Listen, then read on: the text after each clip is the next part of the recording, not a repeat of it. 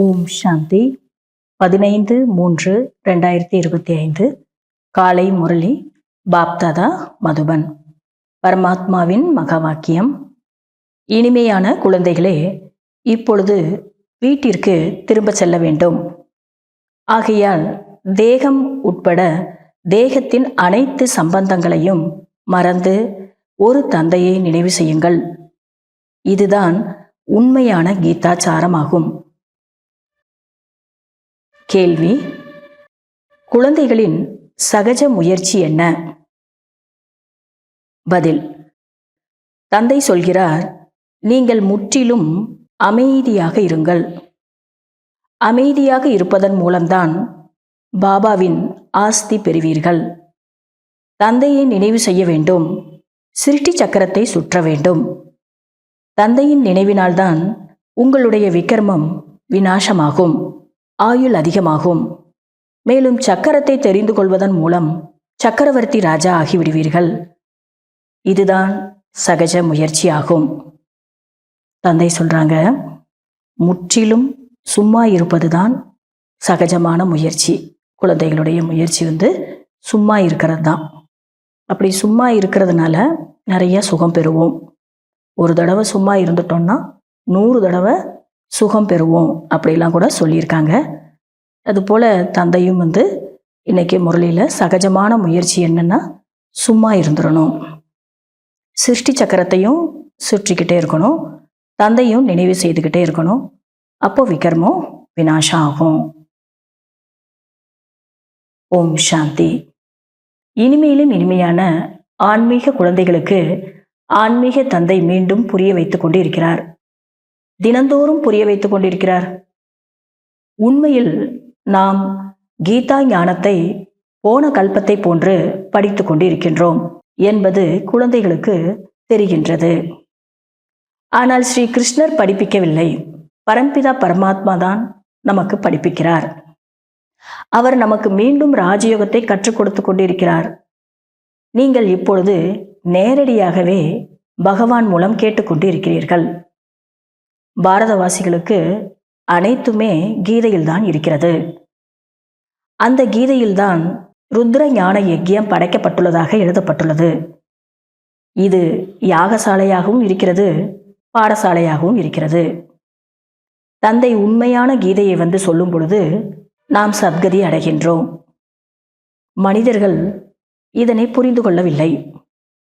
அனைவருக்கும் சத்கதி வழங்கக்கூடிய தந்தை ஒருவர்தான். அவரைத்தான் நினைவு செய்ய வேண்டும். கீதையை படித்து கொண்டும் வந்திருக்கலாம். ஆனால் படைப்பவர் மற்றும் படைப்பு பற்றி தெரிந்து கொள்ளாத காரணத்தினால் தெரியாது தெரியாது என்று சொல்லிவிட்டனர். உலகத்தில் இருக்கிறவங்க கீதையை வேணா படிச்சிருக்கலாம், ஆனால் படைப்பவர் படைப்பினுடைய விஷயங்கள் யாருக்கும் தெரியல. அதனால தான் சன்னியாசிகள் கூட தெரியாது தெரியாதுன்னு சொல்லிட்டு வந்திருக்காங்க அப்படின்னு தந்தை சொல்லிட்டு இருக்கிறாரு. உண்மையான கீதையை உண்மையான தந்தை தான் சொல்கிறார். இதை விசார சாகர மந்தனம் செய்ய வேண்டும். இது விசார சாகர மந்தனம் செய்யக்கூடிய விஷயமாகும். அதாவது நல்ல சிந்தனை பண்ணக்கூடிய விஷயம் அப்படின்னு தந்தை சொல்றாங்க. தந்தை சொல்கிறார், இந்த தேகத்தினுடைய அனைத்து விஸ்தாரங்களையும் மறந்து தன்னை ஆத்மா என்று உணருங்கள். தேகம்னாலே விஸ்தாரம்தான். அதனால எல்லாத்தையும் மறந்து தன்னை ஆத்மா என்று உணருங்கள்னு தந்தை சொல்லிட்டு இருக்கிறாரு. ஆத்மா சரீரத்திலிருந்து பிரிந்து விட்ட பிறகு அனைத்து உறவுகளையும் மறந்து விடுகிறது. எனவே தந்தையும் சொல்கிறார், தேகத்தினுடைய அனைத்து உறவுகளையும் விட்டுவிட்டு தன்னை ஆத்மா என்று உணர்ந்து என்னை நினைவு செய்யுங்கள் என்று. இப்பொழுது வீட்டிற்கு செல்ல வேண்டும். அரை கல்பமாக வீட்டிற்கு திரும்ப செல்லுவதற்காக பக்தி போன்றவைகளை அவ்வளவு செய்து வந்துள்ளீர்கள். அவ்வளோ செய்துட்டு வந்திருக்கிறோம். பக்தியில் வீட்டுக்கு போகணும், முக்தி பெறணும் அப்படின்னு நினச்சிட்டு. சத்தியுகத்தில் யாரும் திரும்ப வீடு செல்லக்கூடிய முயற்சி செய்வதில்லை. அங்கோ சுகமே சுகமாக இருக்கும். துக்கத்தில் தான் அனைவரும் நினைக்கிறார்கள். சுகத்தில் யாரும் நினைப்பதில்லை என்பது பாடப்பட்டுள்ளது. ஆனால் சுகம் எப்பொழுது, துக்கம் எப்பொழுது என்பதை புரிந்து கொள்ளவில்லை யாரும். நம்முடைய அனைத்து விஷயங்களும் மறைமுகமானதாகும். நாம் ஆன்மீக மிலிட்டரியாக இருக்கிறோம். சிவத்தந்தையின் சக்தி சேனைகளாக இருக்கின்றோம். இதனுடைய அர்த்தமும் யாராலும் புரிந்து கொள்ள முடியாது. தேவிகளை பூஜை செய்கிறார்கள், ஆனால் யாருடைய வாழ்க்கை வரலாறும் அறிந்திருக்கவில்லை. பூஜை செய்பவர்களின் வாழ்க்கை வரலாறு தெரிந்திருக்க வேண்டும் அல்லவா? உயர்ந்ததிலும் உயர்ந்த பூஜை சிவபாபாவினுடைய பூஜைதான். பிறகு பிரம்மா, விஷ்ணு, சங்கரர், பிறகு லக்ஷ்மி நாராயணன், ராதாகிருஷ்ணருடைய கோயிலும் இருக்கிறது. வேறு யாருக்கும் இல்லை. பூஜை கூட இவங்களுக்கு மட்டும்தான். அதுலேயும் உயர்ந்ததிலும் உயர்ந்தது சிவனுடைய பூஜை தான். பிறகு பிரம்மா, விஷ்ணு, சங்கரருக்கு, லக்ஷ்மி நாராயணருக்கு, ராதாகிருஷ்ணருக்கெல்லாம் கோயில் இருக்கு. அவங்களுடைய பூஜை தான், வேற யாருக்கோ இல்லை அப்படின்றாரு தந்தை. தந்தை குழந்தைகளுக்கு மிகவும் சகஜமான முயற்சியை கற்றுக் கொடுத்துள்ளார். அனைத்தை விட சகஜமான முயற்சி முற்றிலும் சும்மாவாக இருந்து விடுவது. அப்படி சும்மாவாக இருப்பதன் மூலம் தந்தையிடம் ஆஸ்தி பெற்று விடுவீர்கள். தந்தையை நினைவு செய்ய வேண்டும், சிருஷ்டி சக்கரத்தையும் நினைவு செய்ய வேண்டும், அவ்வளவுதான். தந்தையின் நினைவு மூலம் உங்களுடைய விக்ரமம் விநாசமாகும். நோயற்றவர்களாக ஆவீர்கள். ஆயுளும் அதிகரிக்கும். சக்கரத்தை தெரிந்து கொள்வதன் மூலம் சக்கரவர்த்தி ராஜா ஆவீர்கள். இப்பொழுது நரகத்திற்கு எஜமானர்களாக இருக்கிறார்கள். பிறகு சொர்க்கத்திற்கு எஜமானர்களாக ஆவீர்கள். சொர்க்கத்திற்கு எஜமானர்கள் அனைவரும் ஆகலாம். அதிலும் பதவி இருக்கிறது. எந்த அளவிற்கு தனக்கு சமமாக பிறரை மாற்றுகிறீர்களோ அந்த அளவிற்கு உயர்ந்த பதவி கிடைக்கும். அழியாத ஞான ரத்தினங்களை தானம் செய்யவில்லை என்றால் கைமாறாக என்ன கிடைக்கும்? ஒருவர் செல்வந்தனாக ஆகிறார் என்றால் இவர் போன பிறவியில் தானம் புண்ணியம் செய்துள்ளார் என்று கூறுவார்கள். இப்பொழுது இந்த ராவண ராஜ்யத்தில் அனைவருமே பாவம்தான் செய்கின்றனர் என்பதை குழந்தைகள் அறிவீர்கள். அனைவரையும் விட புண்ணிய ஆத்மா லக்ஷ்மி நாராயணர் ஆவார்கள். ஆம், பிராமணர்களைத்தான் உயர்வாக வைக்கலாம். அவர்கள் அனைவரையும் உயர்ந்தவர்களாக ஆக்குகிறார்கள் அல்லவா? பிராமணர்கள் தான் உயர்ந்ததிலும் உயர்ந்தவர்கள்னு உண்மையிலே சொல்லப்படுது. ஏன்னா பிராமணர்களாக இருக்கும்போது தான் நிறைய சேவை செய்கிறோம், எல்லாரையும் உயர்ந்தவர்களாக ஆக்குறோம், நம்ம மட்டும் ஆகலை. அதனால உண்மையிலேயே பிராமணர்களை தான் உயர்வாக வைக்கலாம் அப்படின்னு தந்தை சொல்கிறாங்க. லக்ஷ்மி நாராயணர் அதுவோ பலனாகும். நம்ம இப்போ செய்யக்கூடிய சேவையினுடைய பலன் தான் லக்ஷ்மி நாராயணர் ஆவது. இந்த பிரம்மா முக வம்சாவளி பிராமண குல போஷணர்கள் ஸ்ரீமதப்படி இந்த உயர்ந்த கடமையை செய்கிறார்கள். பிரம்மாவின் பெயரோ முக்கியமானதாகும். திருமூர்த்தி பிரம்மா எனவும் சொல்கிறார்கள். உங்களுடைய ஒவ்வொரு விஷயத்திலும் திருமூர்த்தி சிவன் என சொல்லுவது அவசியமாக உள்ளது. வெறும் சிவன் சொல்லாம திருமூர்த்தி சிவன் சொல்லலாம். ஏன்னா 3 செயலை தந்தை செய்கிறார் இல்லையா? அதனால திருமூர்த்தி சிவன் சொல்றது அவசியமா இருக்கு அப்படின்னு தந்தை சொல்லிட்டு இருக்காங்க.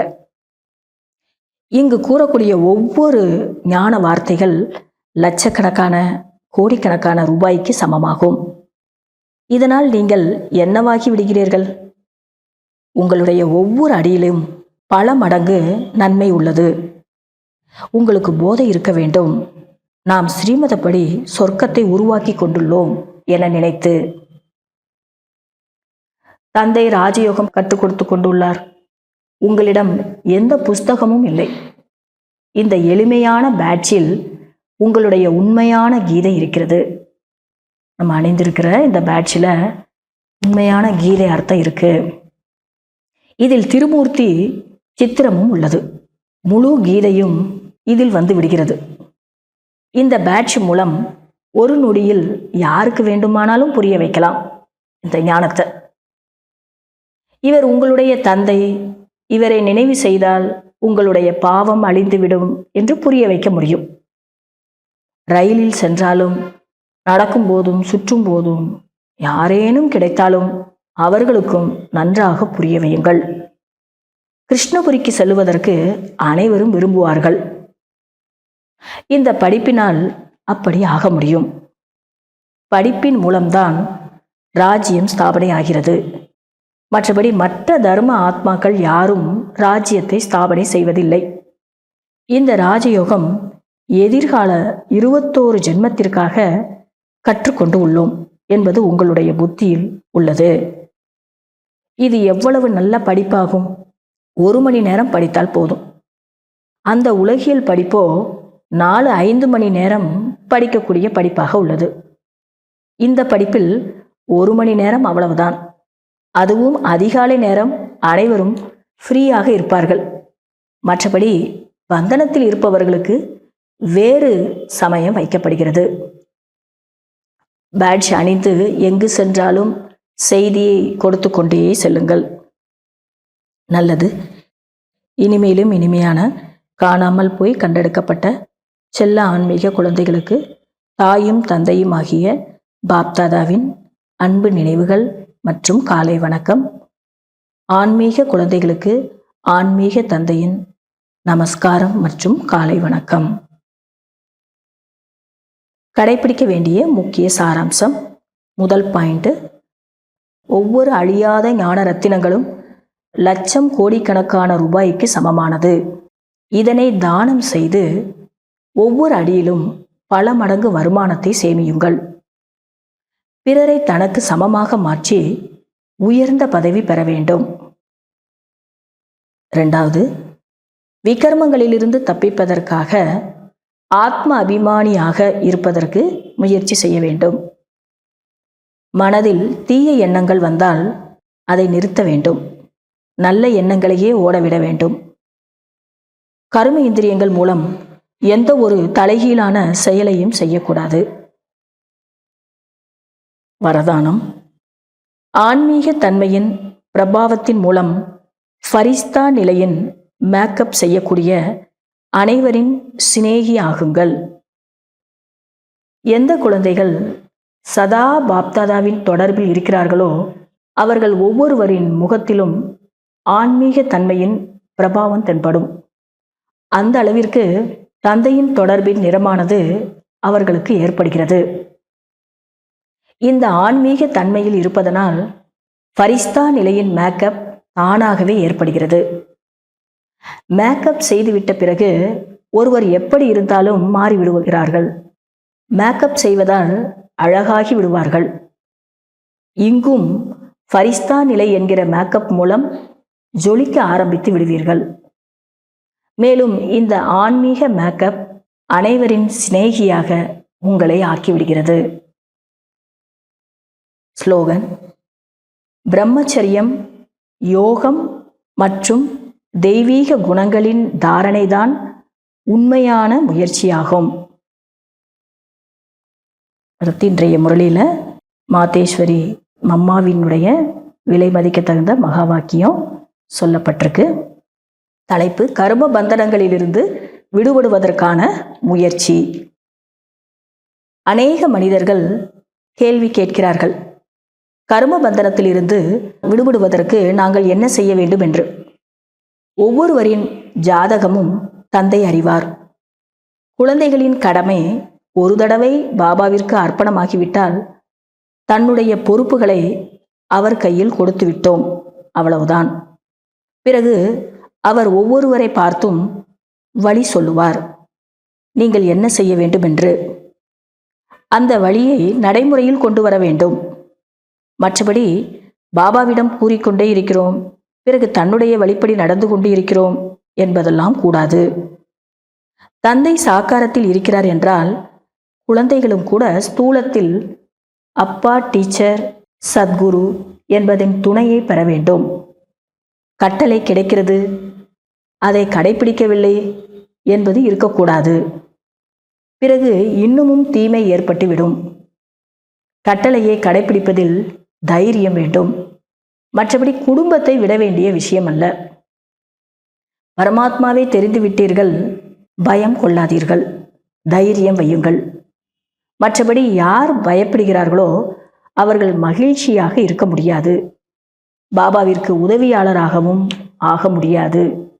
இங்கோ முழுமையாக அவருக்கு உதவியாளராக ஆக வேண்டும்.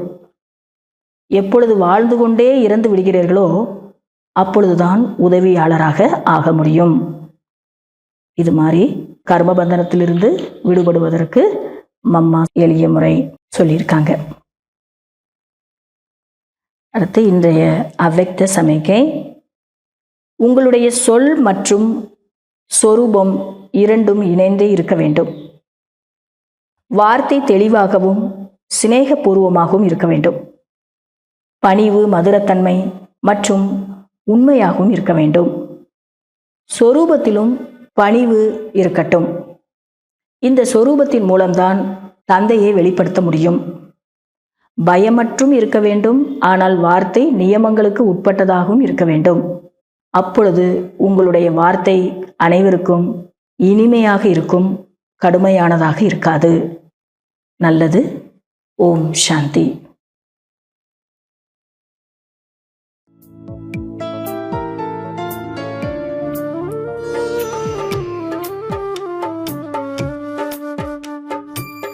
அனைத்தும் நீ தந்தாய் பாபா, அனைத்தும் நீ தந்தாய் பாபா, அனைத்தும் நீ தந்தாய் பாபா, அனைத்தும் நீ தந்தாய் பாபா.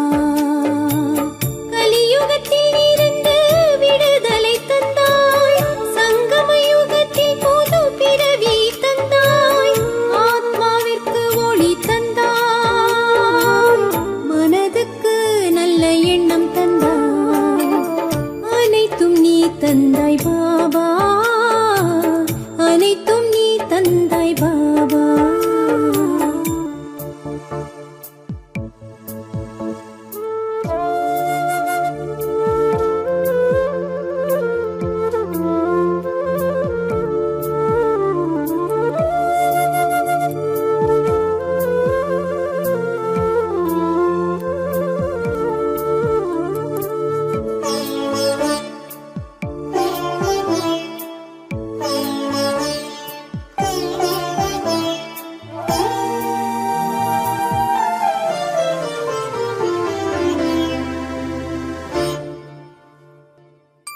வாழ்விற்கு அழகழகாய் அகநோக்கு எண்ணம் தந்தாய், ஆஸ்திக்கு உரியவனாய் பெருவாழ்வு நீ தந்தாய், புத்திக்கு திவ்ய யோகம் தந்தாய், ஒவ்வொரு மூச்சுக்கும் நினைவு தந்தாய், புத்திக்கு திவ்ய யோகம் தந்தாய், ஒவ்வொரு மூச்சுக்கும் நினைவு தந்தாய், உன் நினைவு தந்தாய். அனைத்தும் நீ தந்தாய் பாபா, அனைத்தும் நீ தந்தாய் பாபா, அனைத்தும் நீ தந்தாய் பாபா, அனைத்தும் நீ தந்தாய் பாபா. கலியுகத்தில் இருந்து விடுதலை தந்தாய், சங்கம யுகத்தில் புது பிறவி தந்தாய், ஆத்மாவிற்கு ஒளி தந்தாய், மனதுக்கு நல்ல எண்ணம் தந்தாய். அனைத்தும் நீ தந்தாய் பாபா, அனைத்தும் நீ தந்தாய் பாபா.